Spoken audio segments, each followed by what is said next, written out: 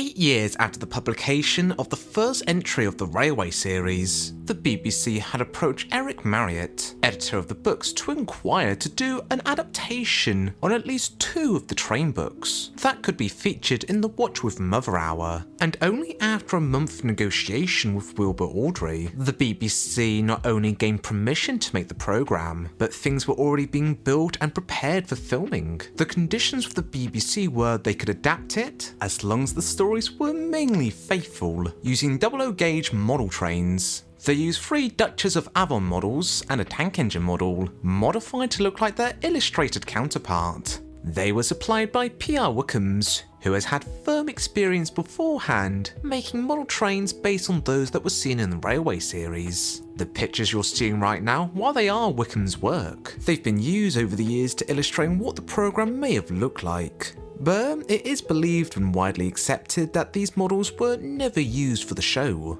The narrator of the programme would be Judy Lang, having previous experience on the radio listening with Mother. While they were advised to make the story faithful, the writers made the story flexible to fit within a 10-minute runtime, adapting the sad story of Henry as the first episode. The show would be given the name The 3 Railway Engines, and would be broadcast on the 14th of June. At the time, the only practical way to broadcast television was that it all had to be done live. Thus, the action of the models, Judy Lang's narration would all be done in real time, although the track of the music was pre-recorded and it would be played on top. Pre-made sound effects were also at the ready, such as Foley of steam engine noises. The sets were built and photographed within Lying Roan Studios. There were specially made painted backdrops for the production that heavily emulated the illustrations of the books, and a pre-made special effect superimposed rain to be laid on top of the picture, so a lot of complicated gears at play. And remember, this was all done simultaneously at the same time, live, so there was a lot of room for error. They only really had a month to put everything together. Things like the sets were only just scrambled together in time, and reportedly during the broadcast the train movements were rather jerky. This would lead us to what Reverend Awdry would refer to as the elementary mistake. As the train was moving along the tracks in the programme, the connector points did not connect it properly, causing the model to derail.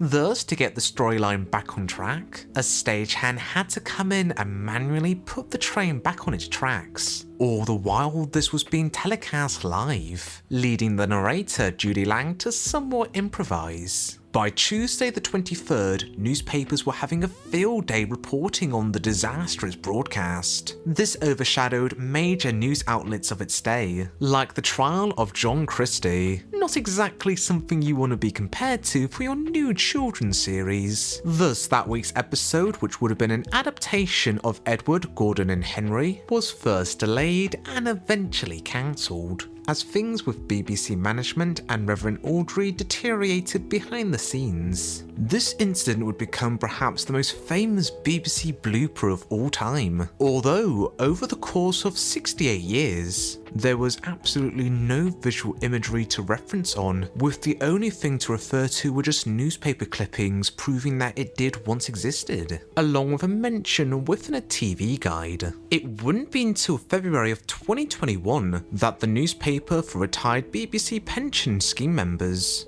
that it features a tantalising summary of the infamous railway production, revealing that the letters and documents still exist, and a visual picture of James that was used for the production, making it, as far as we currently know, the only photograph of the whole show. Now, what are the chances that any recordings still exist for the sad story of Henry adaptation of 53? At the time of its production, there would have only been 2 possible ways into the BBC preserving and archiving the broadcast. The most common at the time was called telerecording, where, explaining it in its most simplest term, you have a video camera recording a TV monitor, photographing the content on 35mm film, which the material is immensely expensive, thus would have only been reserved for either very special occasions, such as historical milestones like the Queen's coronation, or if the BBC felt like that the programme would have had any further commercial value.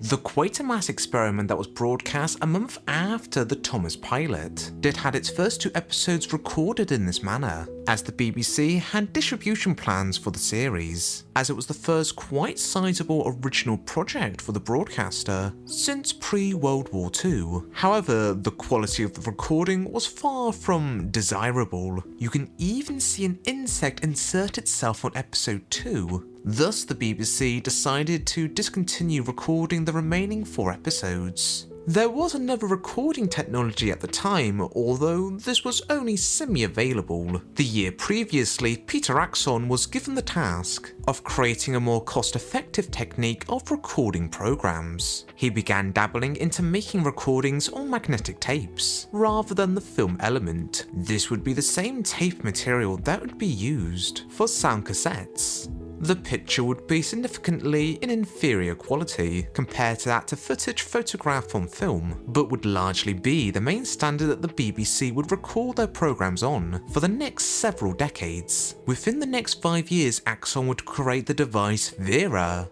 although Vera only had a recording runtime of 15 minutes. The BBC did a Robin Hood series in March of 1953, the same year as the pilot episode for the Railway series, and while the majority of the show is lost, we do have a partial recording of episode 2, likely being one of the earliest recordings to Axon's videotapes. With the show being done live, you can notice many imperfections from the surviving footage, such as the projected background running a flicker.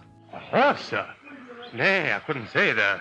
No horses hereabouts. So, if the Railway pilot was ever recorded via this method, it would only be a partial recording. But the thing is, we have no real evidence to say that the show was a priority to archive. Chances are it may have never been recorded to begin with, making it a piece of media fated to be forever lost. But even so, if we were to give everything the benefit of the doubt, the BBC placed down additional funding for it to be recorded on 35mm film, or maybe Axon recorded it as part of his experiment for his new technology. In the pamphlet, it pretty much confirms that the BBC doesn't have any copies of the programme. Now, I never like to say never, but in the realm of lost media, the older something is, the less likely it will ever turn up, as there are just far fewer options of avenues and loopholes to go down to for it to be preserved. In other words, it's going to have to be one heck of a miracle for a copy of this program to ever turn up.